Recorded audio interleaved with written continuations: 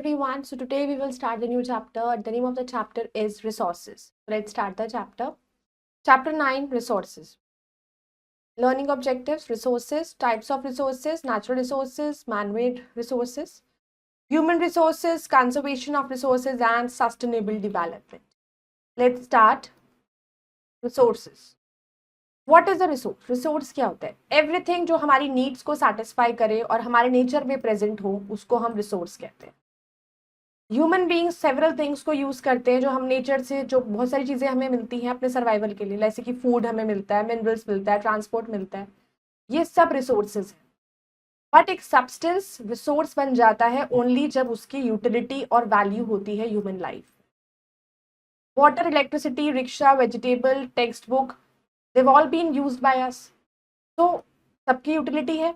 Utility और usability एक object को, एक सब्सटेंस को रिसोर्स बनाती है. यूटिलिटी एक रिसोर्स का उसकी वैल्यू है. ऑल रिसोर्सेज की कुछ वैल्यू होती है. वैल्यू का मतलब होता है कि वर्थ होती है, कोई भी चीज हो. सम रिसोर्सेज किसी की इकोनॉमिक वैल्यू होती है और किसी की इकोनॉमिक नहीं होती है. लाइक फॉर एग्जाम्पल मिनरल्स की इकोनॉमिक वैल्यू होती है, जबकि एक ब्यूटीफुल लैंडस्केप की नहीं होगी उतनी वैल्यू. बट इंपॉर्टेंट दोनों है क्योंकि कहीं ना कहीं दोनों ही हमारी नीड्स को सेटिस्फाई कर रहे हैं. Time and technology. टाइम और टेक्नोलॉजी दो इंपॉर्टेंट फैक्टर्स हैं जो एक सब्सटेंस या फिर किसी भी चीज को रिसोर्स में कन्वर्ट कर सकते हैं.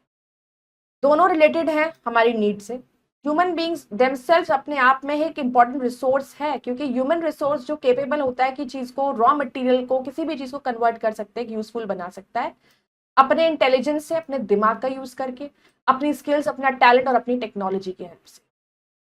अर्ली टाइम्स में जो लोग केव्स, गुफाओं में रहते थे, वो सब नेचर पे डिपेंड थे. जैसे जैसे टाइम पास हुआ उन्होंने अलग टेक्निक सीखी कि कैसे काम को आसान तरीके से हम कर सकते हैं, कैसे हम अपनी लाइफ को आसान बना सकते हैं. तो उनके आइडियाज, उनकी नॉलेज, उनके इन्वेंशंस, डिस्कवरीज ही थी इतने सारे लोगों की, जो आज हम यहाँ तक पहुंच पाए हैं, जिससे रिसोर्सेज का क्रिएशन हुआ है. हर एक डिस्कवरी, हर एक इन्वेंशन से बहुत सारे अदर्स इन्वेंशन हुए. जैसे कि एक फायर से प्रैक्टिस ऑफ कुकिंग हुई और अदर प्रोसेसेस भी हुए, जबकि एक व्हील का इन्वेंशन से अल्टीमेटली क्या हुआ, एक नया और एक मॉडर्न मीन्स ऑफ ट्रांसपोर्ट बन गए आज के टाइम में. बसेस, ट्रक्स, ट्रेन, एरोप्लेन्स कैसे बनते हैं अगर व्हील्स का डिस्कवरी नहीं होती. तो हम ये बोल सकते हैं कि बिना टाइम और टेक्नोलॉजी के कोई भी सब्सटेंस को, एक किसी भी चीज को आप यूजफुल सब्सटेंस में नहीं कन्वर्ट कर सकते. Fact treasure. एजेंडा 21 एक डेक्लेरेशन है जो साइन किया world leaders in 1992 at the United nation conference on environment and development, UNCED, which took place at Rio de Janeiro, Brazil. It aims at achieving global sustainable development. Types of resources. In general में resources categorized होते हैं 3 broad types में: natural, man-made and human. Natural resources को further हम classify करते हैं multiple ways में, as shown below. Resources: natural, man-made, political, economic setup and human. Origin, stage of development, renewability. Origin होता है बायोटेक, जिसमें सॉइल और वाटर आता है. बायोटेक में आपका वाइल्ड लाइफ और वेजिटेशन आता है. Stage of development, potential, tidal and solar energy, actual, iron और कोल. रिन्यूएबिलिटी, रिन्यूएबल होते हैं forest and air, and non renewable होते हैं mineral ores and fossil fuels. Natural resources, naturally occurring materials like support, जो हमारी life support करें, जैसे कि वाटर, एयर, सनलाइट और रिसोर्सेज जो एक ह्यूमन वांट को सेटिस्फाई करते हैं, जो हमारी एक वांट को सेटिस्फाई कर रहा है, चाहे वो फूड हो, कोई भी रॉ मटेरियल हो, मिनरल फ्यूल्स हो, ये सारे नेचुरल रिसोर्स होते हैं. Types of natural resources. Natural resources को आप क्लासीफाई कर सकते हो बहुत तरीके से. उनको आप क्लासीफाई कर सकते हो ओरिजिन के बेस पर, एग्जॉस्टिबिलिटी के बेस पर, ओनरशिप के बेस पर, स्टेटस ऑफ डेवलपमेंट के बेस पर. On the basis of their origin, resources हम classified करते हैं as biotic and abiotic. Biotic resource, जैसे जैसे नेम सजेस्ट कर रहा है, बायोटिक रिसोर्स वो होते हैं जिनका अपना origin होता है इन लिविंग थिंग्स में, जैसे वेजिटेशन, एनिमल्स, ह्यूमंस. फिर आते हैं एबायोटिक. एबायोटिक रिलेटेड होते हैं रिसोर्सेज जो का origin जो होता है वो नॉन लिविंग मटीरियल्स होते हैं, rocks, soil, minerals non living होते हैं. एग्जॉस्टिबिलिटी के बेस पे क्लासिफाइड होते हैं renewable and non renewable resources. Exhaustible या नॉन रिन्यूएबल एक ही बात होती है. ये वो रिसोर्सेज होते हैं जैसे मिनरल हो गया, फॉसिल फ्यूल हो गया, जो एग्जॉस्ट हो जाते हैं अगर हम उनका कंटिन्यू यूज करते रहे, और उनको दोबारा से आप रिकवर नहीं कर सकते. अगर हम उनको जुडिशियली यूज करेंगे तो शायद वो लंबे समय तक हमारे साथ रह सकते हैं. इनएग्जॉस्टेबल और रिन्यूएबल. रिसोर्सेज जो रिप्रोड्यूस कर सकते हैं, रीजनरेट कर सकते हैं और रिन्यूड कर सकते हैं बिना एक पीरियड ऑफ टाइम के अंदर अंदर वो वापस से रिन्यू हो सकते हो, फिजिकल, मैकेनिकल और केमिकल प्रोसेस के थ्रू, वो रिन्यूएबल रिसोर्स होते हैं। Solar energy, wind energy, soil, water, plants, wild life, humans, ये सब इस कैटेगरी में आते हैं। तो इन सम सर्कमस्टांसेस में इवन वाटर भी इजीली रिन्यूड नहीं होता, तो सॉइल अगर ब्लोज अवे जाए तो वो भी उसको आप रिन्यू नहीं कर सकते। कुछ रिन्यूएबल रिसोर्सेज नॉन रिन्यूएबल बन जाते हैं अगर वो बैड मैनेजमेंट और इम्प्रॉपर प्रैक्टिसेस के थ्रू डिस्ट्रॉय हो जाते हैं। यूएसए में जैसे कि कुछ फार्मलैंड्स थे जिन्होंने अपनी टॉप सॉइल खो दिया था और हाईलैंड्स जो थे वो इरोडेड हो गए थे और स्ट्रीम्स और लेक सब सिल्टेड अप। तो हाउएवर अगर उन्हें हम जुडिशली यूज करते तो renewable resources be able to sustain development, एक लंबे समय तक वो रहते। अब डिस्ट्रीब्यूशन के बेस पर रिसोर्सेज दो होते हैं, यूबिक्विशियस एंड लोकलाइज्ड। यूबिक्विशियस रिसोर्सेज होते हैं रिसोर्सेज जो एवरीवेयर, एयर और वाटर, लैंड सब जगह मिलेंगे, यूबिक्विशियस हो गए। लोकलाइज्ड रिसोर्स होते हैं जो खाली कुछ ही जगहों पर मिलते हैं, जैसे कि कोल, कॉपर, ये सब फाउंड इन स्पेसिफिक लोकेशन। अब स्टेज ऑफ डेवलपमेंट के बेस पर रिसोर्सेज क्लासिफाइड होते हैं पोटेंशियल और एक्चुअल। रिसोर्सेज जो नेचर में एग्जिस्ट करते हैं लेकिन उनकी क्वालिटी, क्वांटिटी अभी तक भी एसरटेन नहीं होती, वो पोटेंशियल रिसोर्सेज होते हैं। जैसे कि मिनरल ऑयल एग्जिस्ट करते हैं बहुत सारे पार्ट्स ऑफ इंडिया में जहाँ सेडिमेंट्री रॉक्स जो है वो फाउंड होती है, बट स्टिल वो एक्चुअली ड्रिल्ड आउट होते हैं और वो पोटेंशियल रिसोर्स रहते हैं। पोटेंशियल रिसोर्स को भी सर्वे करना चाहिए in detail for estimating their quality and quantity. Resources have been surveyed with their quality and quantity as are in use, उनको हम एक्चुअल रिसोर्सेज कहते हैं। अब पार्ट एक एक्चुअल रिसोर्स का जो डेवलप करा जा सकता है प्रॉफिटेबली फ्यूचर में, उसको रिजर्व रखते हैं, क्या पता ये बाद में काम आ जाए, हमें प्रॉफिट मिल सके इससे। तो बहुत सारे मिनरल्स होते हैं जिनको स्टॉक रिसोर्स कहा जाता है और वो यूज अभी भी नहीं होते हैं, manmade resource. Proper use natural resource का डिपेंड करता है हमारी आज की टेक्नोलॉजी पर, इकोनॉमिक कंडीशन पर। तो इन दिस रिगार्ड मैनमेड या कल्चरल रिसोर्स एज्यूम करता है ग्रेट सिग्निफिकेंस को। ये रिसोर्सेज बहुत ही वाइटल रोल प्ले करता है यूटिलाइजेशन और डेवलपमेंट में नेचुरल रिसोर्स के। तो ये प्राइमरली इंक्लूड करते हैं, क्या क्या आता है, हमारे technical expertise, political economic institution, government structures, social and cultural setup, human resources.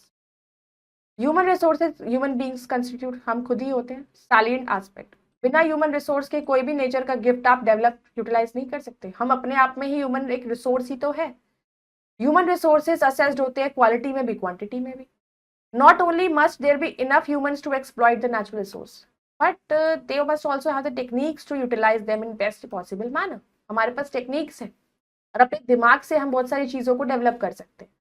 Along with educational expertise एक healthy human population base help करता है reasons economic and social development में। Conservation of resources, modern civilisation या life itself depend करती है natural resources. तो हमें concern होना चाहिए कि whether there will be enough है सस्टेन डेवलपमेंट के लिए, नॉट जस्ट फॉर अब के लिए नहीं बल्कि फ्यूचर जनरेशन के लिए भी वो रिसोर्सेज हैं या नहीं, फॉर द फ्यूचर जनरेशन। तो today with steady growth of population and increase in production, need for conservation हमारे नेचुरल असेट्स का वो ग्रेटर है then ever. As of now, we are over-dependent or non-renewable resources. Case study. Chipko movement या चिपको आंदोलन एक mass movement था deforestation को रोकने के लिए, जो शुरू हुआ था अर्ली 1970s थे इन गढ़वाल हिमालयाज ऑफ उत्तराखंड। इसके जो पार्टिसिपेंट थे इस मूवमेंट में, उन्होंने प्रैक्टिस करा था Gandhian methods of Satyagraha and non violent resistance through act of hugging trees, protect them from being failed. पेड़ों को उन्होंने हक कर लिया था, हाथ पकड़ लिए थे और पेड़ों के आसपास घेरा बना के उसको पकड़ लिया था ताकि कोई उसको कट ना करे। Landmark event in this struggle took place on 26 March 1974 जब एक group of peasant women in Reni village in Chamoli district of Uttarakhand, उन्होंने सक्सेसफुली रेजिस्ट किया felling of trees. By 1980s movement spread हुई पूरी इंडिया में और इससे फॉर्मुलेशन हुआ people sensitive forest policies which put a stop to open felling of trees, की खुलेआम आप पेड़ काट रहे हो वो बंद कर दिया। People must look for alternatives, ढूंढने लगे रिसोर्सेज के लिए जो खत्म होते जा रहे थे, लाइक फॉर एग्जांपल एल्यूमिनियम, उसको आप यूज कर सकते हो कॉपर की जगह पे बहुत सारे पर्पस में। वाइल कॉपर कम है तो डिपॉजिट बॉक्साइट के, क्ले के, उसमें एल्यूमिनियम ज्यादा होता है जितना हम यूज नहीं कर सकते।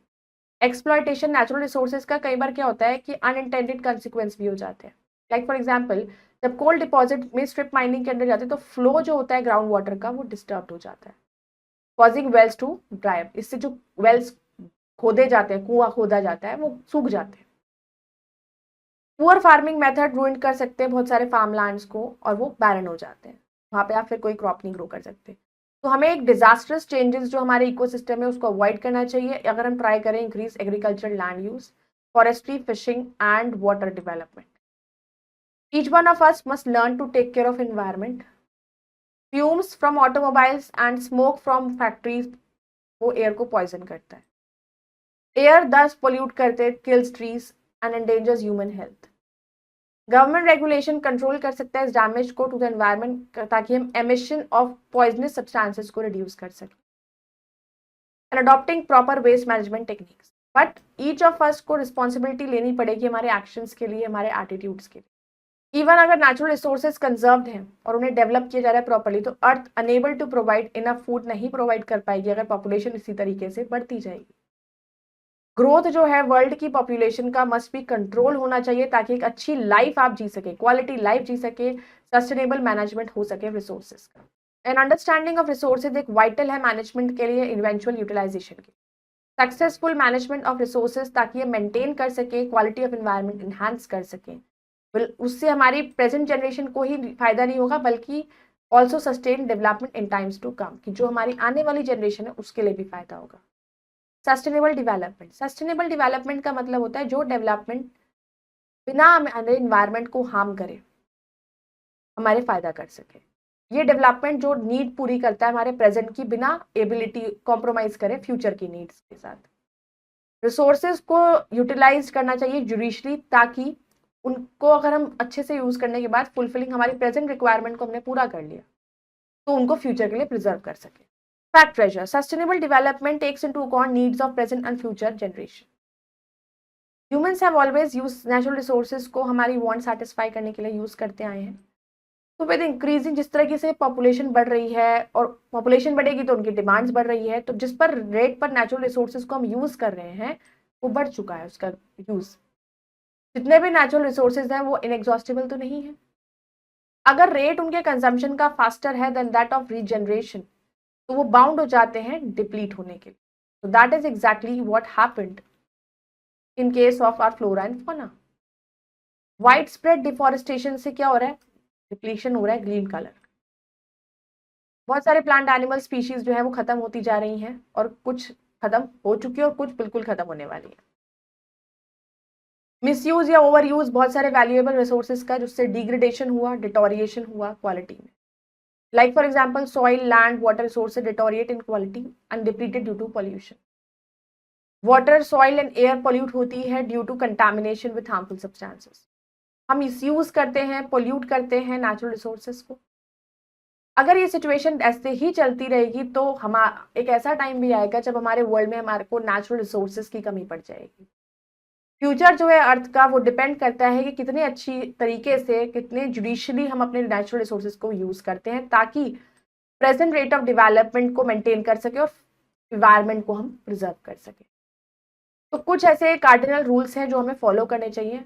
यूज ऑल रिन्यूएबल रिसोर्स एक सस्टेनेबल मैनर में यूज होना चाहिए। Minimise depletion of natural resources को मिनिमाइज करना चाहिए। Conserve the varied species of living organism. Don't cause any harm to natural environment and enables communities to care of their environment. Now let's do the think and answer. Darken the correct line and circle OMS sheet. Dash makes any substance a resource utility. The water we drink is an example of renewable resource. Chipko Andolan was a movement against deforestation. Humans become resource on acquiring all of these.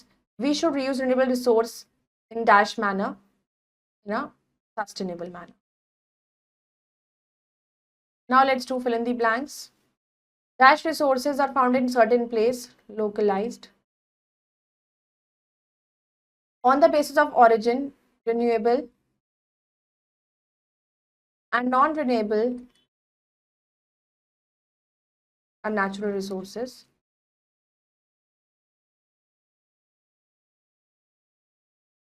More resources can be renewed through a physical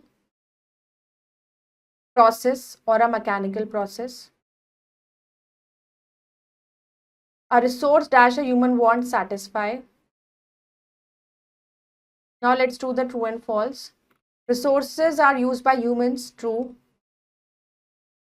Renewable resources cannot be renewed, false. We should waste natural resources, false.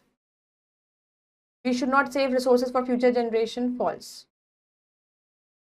I hope you all have understood this chapter. You all can go through it again. We'll meet in the next video. Bye-bye. Take care. Thank you.